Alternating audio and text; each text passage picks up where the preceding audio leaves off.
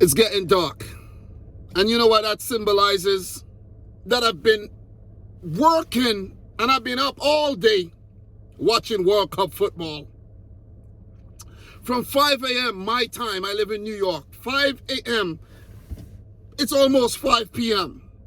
For the last 12 hours, just World Cup, World Cup, World Cup. And I even went to work, got off of work, and I'm still at it. Because guess what? Tomorrow it's the same thing. Let's talk Brazil, Switzerland, Group G, November 28th at the Stadium 974, the Container Stadium. Opening the results, Brazil 2, Serbia 0. Brilliant goals by Richarlison. He has already scored what could be the goal of the World Cup. Switzerland 1, Cameroon 0. Brill Embolo scoring against country of his birth. Didn't celebrate. Respect Brill. Group G table. Brazil on top. Switzerland second. Cameroon third. Serbia fourth. The battle of the teams that won an opening day. Who buckles first? Is it going to be Brazil? Or would it be the Swiss? Let's talk a bit about head-to-head, which is very, very important when talking Brazil-Switzerland, because hear this. 9 previous meetings, 3 wins for Brazil, 2 wins for the Swiss, 4 games have ended in draws. But what's even more interesting is that their very first meeting was at the 1950 World Cup, a 2-2 draw, and the very last meeting at the 2018 World Cup, a 1-1 draw. So at World Cups, Switzerland are undefeated against what is historically the best team in the world. Give it up to Lanati, because the Seleção, they are no joke. They are no joke, man. And that's an understatement. These guys don't play around. In terms of form coming into the game, the last 5, Brazil, W.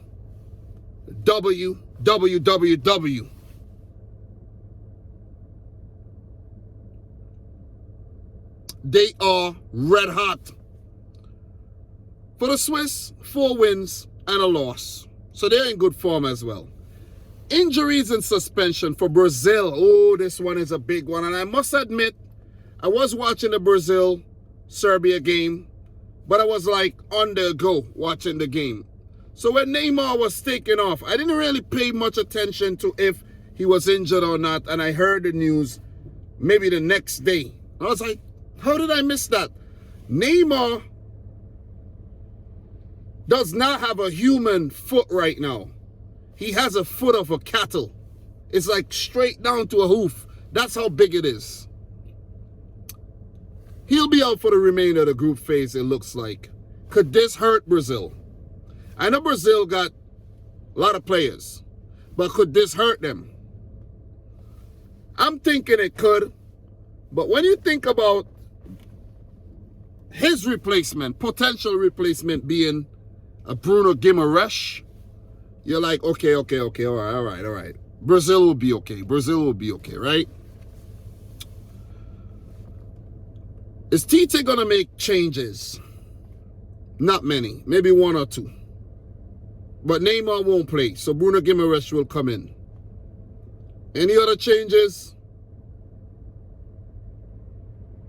It's hard to predict. Very hard to predict. Switzerland. No injuries reported. Are they going to make changes? Maybe. Maybe in defense, maybe Fabian Schär comes in. But it was Elvedi and Manuel Akanji, Vidmar, Rodriguez. They look good. Maybe I'm forgetting another player. They look good. Switzerland looks solid with Xhaka, Shaqiri. Solid. Maybe Djibril Sow gets dropped. Somebody else come in. Ruben Vargas look good. 1 or 2 changes the most for Murat Yakin. Key insights, guys, before we get into the prediction. Brazil are unbeaten in their last 16 World Cup group games. No team has ever gone 17 group games without defeat. Brazil are unreal. They're unreal. Could they do it? Of course they can. For Switzerland, they have won just one of their 8 FIFA World Cup games against South American sides, drawing 2 and losing 5. Beating Ecuador 2-1 in 2014 Brazil. Guys, prediction for this game. Are we going to see another 1-1 draw? Or would we see Brazil stamp their authority on the game and dismiss the Swiss? Not out of the tournament, but for this game. Would they make amends for that 2018 draw? That Swiss team was really, really steady back in 2018, man. Had some veterans in there like Valan Beresha, Gemaili, and a few others. Can't remember their names right now. But this Swiss team is still very good. And I think Brazil would need to be very circumspect here. This star-studded Brazilian team, they need to be circumspect. Because if there's any team in this group that could spring a surprise and beat Brazil, it's Switzerland. Serbia wasn't able to do it. And we know how capable Serbia are these days. And if Switzerland can't do it, no one else in this group is going to do it. Who are you going to depend on to do it? Cameroon? You see what I mean? Switzerland, they were solid against Cameroon, but I saw a few things that they need to work on. Brazil would pose a bigger threat, of course, and test their defense a lot more. How's the Swiss attack going to deal with that Brazilian defense? They need to get the balls in the box. They need to test Brazil on the set pieces. They need to test their aerial ability. When you have corners, free kicks, test them. I like what I see from this Swiss team. Brazil, I think, might be missing Neymar in this game, even though Bruno Guimaraes, I think, might come in and do well. But I think with Neymar's absence, Brazil will take maybe a game to adjust. You know? Because Neymar's influence is big. Picks up a lot of fouls. Give him a lot of free kick opportunities.